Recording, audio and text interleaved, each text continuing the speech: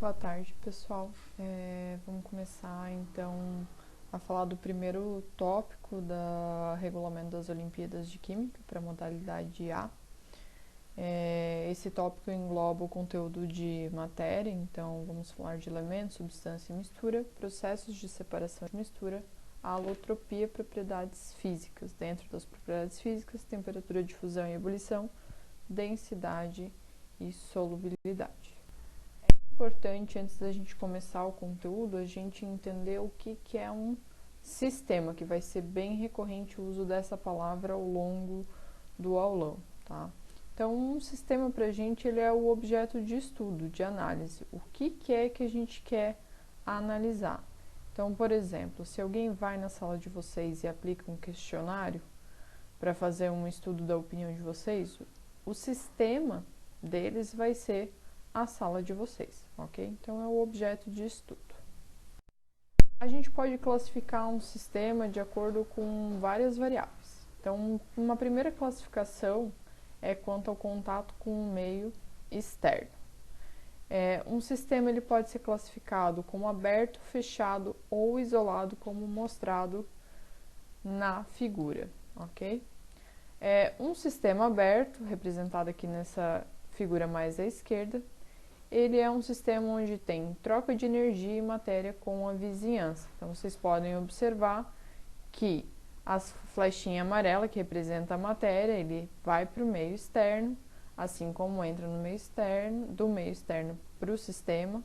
E a energia também, ela flui tanto de fora para dentro, quanto de dentro para fora, dependendo de como é que estão os sistemas, ok? Então, há troca de matéria e de energia com a vizinhança. Um exemplo é um copo de água aberto em cima da sua mesa.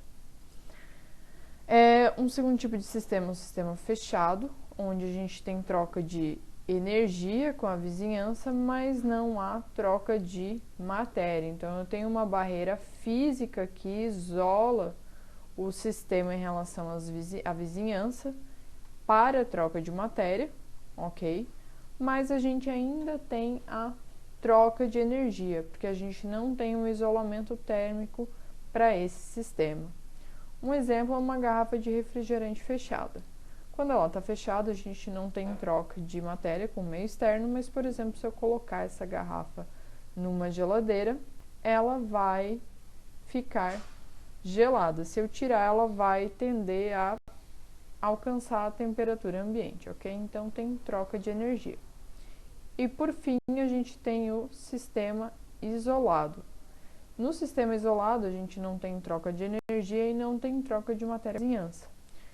Um exemplo do que a gente tem na realidade que se aproxima mais de um sistema isolado é uma garrafa térmica, ok? Onde a gente utiliza ela para manter o café, por exemplo, aquecido. Então, a ideia é que não há troca de energia também com o meio externo. Na prática, na vida real, a gente não tem nenhum sistema isolado perfeito. Ele é um conjunto de átomos iguais, do mesmo tipo. Então, nessa figura, a gente tem aqui que o elemento ferro é um conjunto de átomos de ferro, enquanto uma esfera só representa o átomo unitário de ferro. Numa linguagem química, a gente representa os elementos por símbolos dispostos na tabela periódica. Então, por exemplo, o oxigênio a gente utiliza a letra O, sódio Na, que vem do latim natrium, e o cloro Cl, assim como outros que vocês podem ver na tabela periódica. Uma molécula ela é um grupo de átomos iguais ou diferentes entre si que estejam quimicamente ligados, ok? Então, tem uma ligação química entre esses átomos. Como exemplo, molécula de N2, que é uma molécula onde a gente tem dois nitrogênios ligados quimicamente entre si, e a molécula de amônia NH3, onde eu tenho um nitrogênio ligado quimicamente a 3 hidrogênios. Então, o índice aqui subscrito representa a quantidade de átomos daquele elemento químico dentro dessa molécula. A substância química ela vai ser um material formado por moléculas quimicamente iguais. Então, por exemplo, o gás nitrogênio, ele é uma substância química formada por várias moléculas de nitrogênio N2, como a gente viu no slide anterior. E a amônia, ela é uma substância formada por várias moléculas de NH3.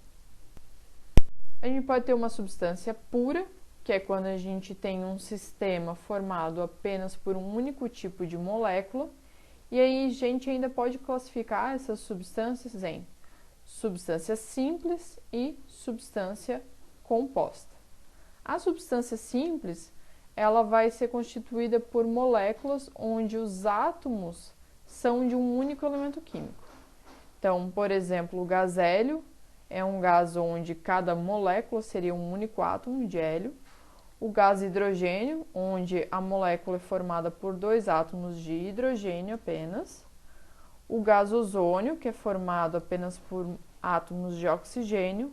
E o fósforo, que é formado apenas por átomos de fósforo. A substância composta, ela já vai ser uma substância que vai ser constituída por átomos de elementos químicos distintos. Pelo menos 2 elementos químicos distintos têm que existir nessa molécula.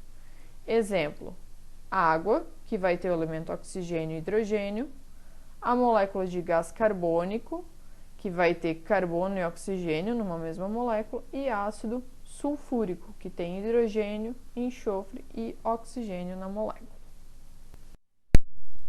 Então, um primeiro exercício para considerar os 4 sistemas apresentados ali embaixo, onde as moléculas são os conjuntos onde os átomos se apresentam unidos, ok? E a gente precisa determinar qual é o sistema onde a gente encontra a substância pura, sistemas onde a gente tem mistura, onde tem 2 substâncias simples e onde tem somente substâncias compostas. Então, para isso, vamos determinar. No caso das substâncias puras, a gente tem que olhar os sistemas que têm apenas um tipo de molécula. A gente observa isso no sistema 1 e no sistema 4, ok? Então, no sistema 1, a gente tem apenas moléculas aqui com 2 oxigênios, e no sistema 4, a gente tem apenas as moléculas com oxigênio e 2 hidrogênios, que seria a molécula de água. Mistura. A gente tem que olhar para onde é que a gente tem moléculas distintas entre si. Isso acontece no sistema 2, onde a gente tem a molécula constituída pelas esferas vermelhas e a molécula distinta dessa, que é a molécula formada por 2 esferas cinzas. No sistema 3, a gente também tem uma mistura. A gente tem 3 tipos de moléculas, ou seja, 3 substâncias químicas diferentes.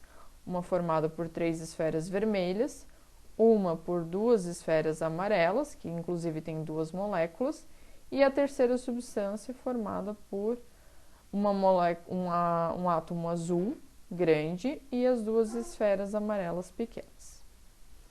Sistema com 2 substâncias simples vai ser o sistema 2, onde a gente tem a substância simples formada com as esferas vermelhas e a substância simples formada com as esferas cinza.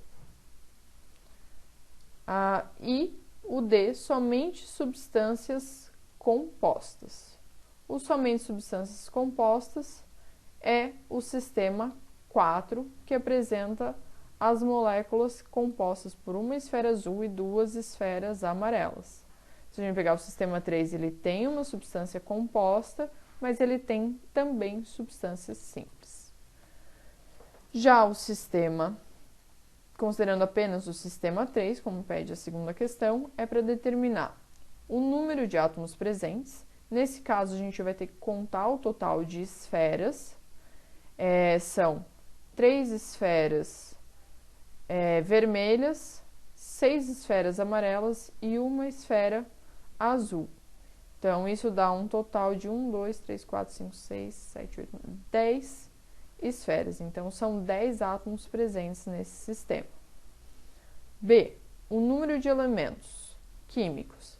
Então, a gente quer analisar quantos tipos de esferas diferentes a gente tem. certo? Então, tem as esferas amarelas, as esferas azuis e as esferas vermelhas. Ou seja, temos 3 elementos químicos distintos ali dentro. Número de moléculas. A gente tem que olhar o número de agrupamentos diferentes que a gente tem. Então, nesse caso, eu tenho 1, 2, 3, 4 moléculas no sistema 3. E, por fim, o número de substâncias, que a gente vai analisar quantos tipos de moléculas a gente tem. Essas duas são iguais entre si, então elas formam uma única substância química. Então, o total de substâncias diferentes que a gente tem aqui dentro são 3. Então, agora vamos falar especificamente de alotropia. Primeiramente, é importante definir o que são alótropos. Alótropos são diferentes substâncias simples formadas por um mesmo elemento químico.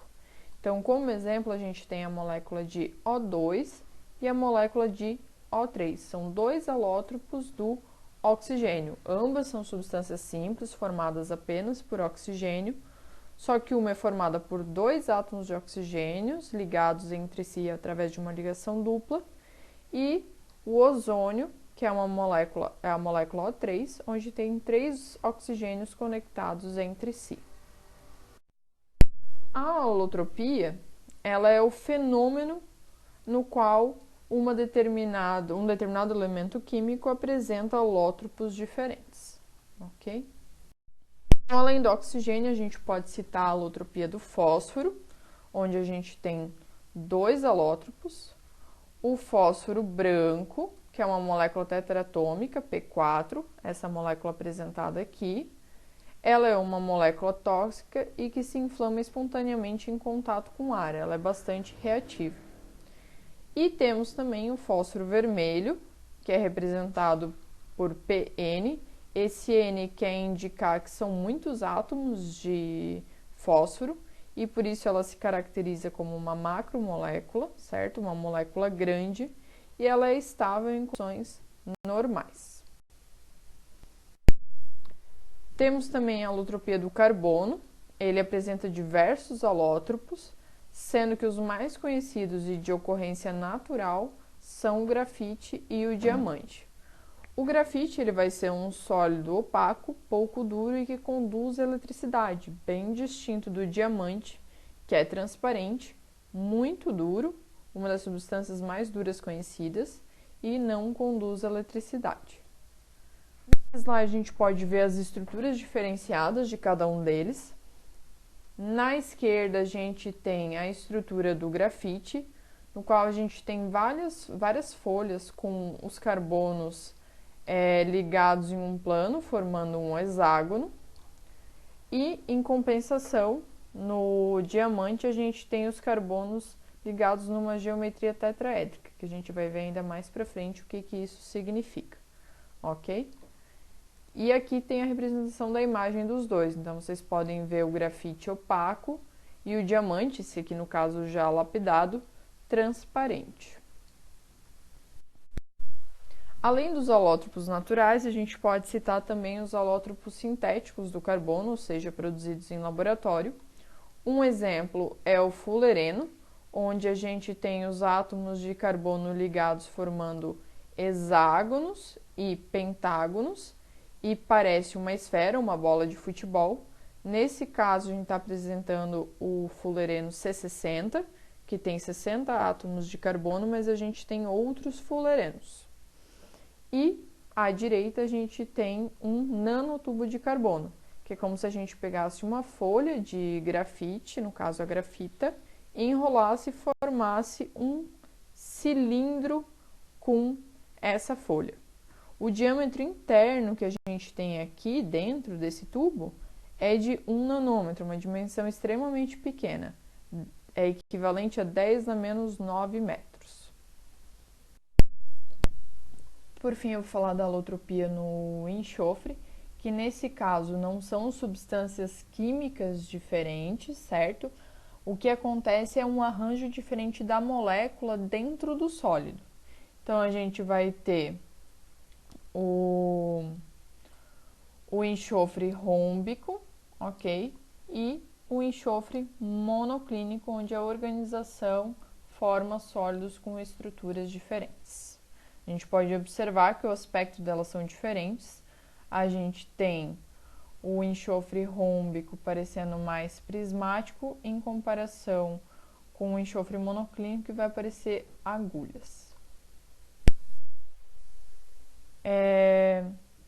Então, partindo agora para sistemas, a classificação em relação à composição dos mesmos, a gente pode ter um sistema sendo classificado como uma substância pura, ou seja, um sistema formado por um único tipo de molécula, ou seja, que tem um único componente, ou uma mistura, que é um sistema formado por duas ou mais substâncias químicas, ok? Então, dentro aqui das substâncias puras, a gente vai ter os sistemas onde a gente pode ter substância pura composta, que é aquela que eu falei, composta por elementos químicos diferentes. Exemplo, água, onde a molécula é composta por hidrogênio e oxigênio. E substâncias puras simples, como é o exemplo do gás hidrogênio, molécula H2, um único elemento químico. Então, esses dois se classificam como substância pura. Mistura é quando a gente tem moléculas diferentes entre si dentro de um mesmo sistema, como é o caso desse último sistema apresentado, onde a gente tem as moléculas de CO2 no seu interior e as moléculas de N2, então dois componentes, ok? Tendo dois ou mais componentes é classificado como mistura. Então aí tem a classificação, um sistema que contém duas ou mais substâncias químicas vai ser classificado como mistura. E dois exemplos que a gente traz aqui, uma mistura água mais açúcar dissolvido e outra de água e óleo. Então vejam que não necessariamente eu consigo observar visualmente todos os componentes de uma mistura.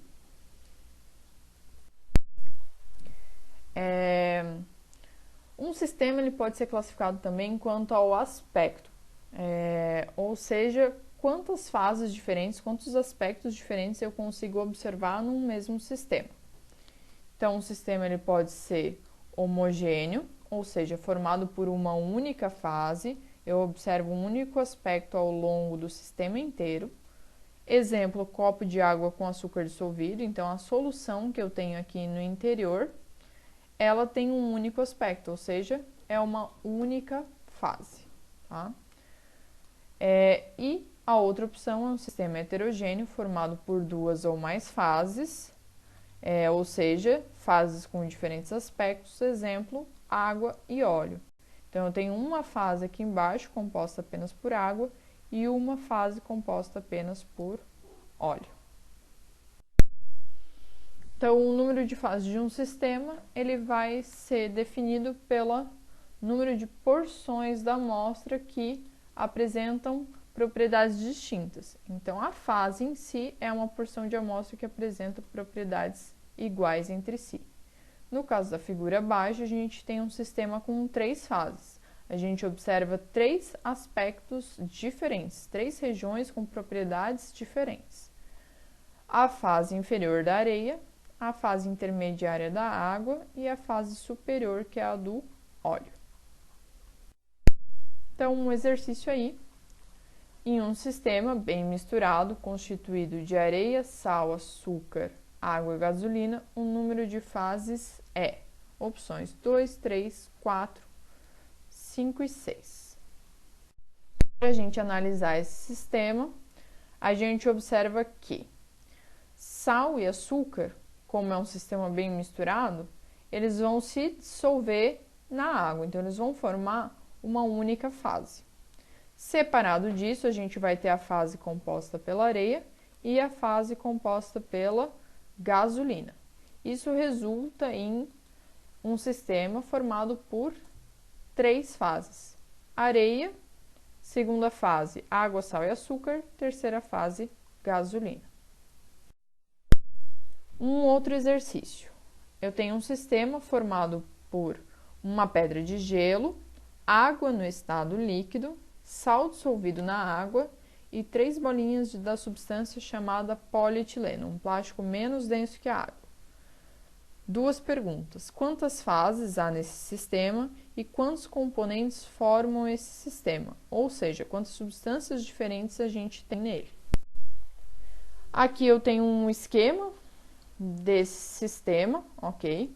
Então, eu tenho uma fase com a água e o sal dissolvido nessa água, como já é indicado no enunciado. Eu tenho a pedra de gelo na parte superior, o gelo é menos denso que a água, então ele fica na parte superior do sistema. E as bolinhas de polietileno, que também diz que é um plástico menos denso que a água e, portanto, se localiza na parte superior. A gente observa quantas regiões diferentes nesse sistema? 3. Água com sal dissolvido, gelo e as bolinhas de polietileno. Quantos componentes formam esse sistema? Apenas 3. Tem que considerar que água e gelo são a mesma substância química, certo? O gelo é apenas água no estado sólido. Tem o sal, que está dissolvido na água, e as bolinhas de polietileno. Então, esse sistema tem 3 componentes: água, sal e polietileno. Sempre aparecem muitas dúvidas quando é necessário classificar o leite como um sistema homogêneo ou heterogêneo. Tá? Se a gente observa a olho nu, aparentemente a gente observa um aspecto homogêneo do leite, ok? Mas a gente pode observar esse leite no microscópio e a gente vai observar fases distintas, ok? Então, um líquido branco e as gotículas de gordura que não se misturam. Se a gente tem um aspecto heterogêneo ao microscópio, isso significa que essa mistura é heterogênea, embora a olho nu a gente não consiga observar. Então, o leite é considerado uma mistura heterogênea.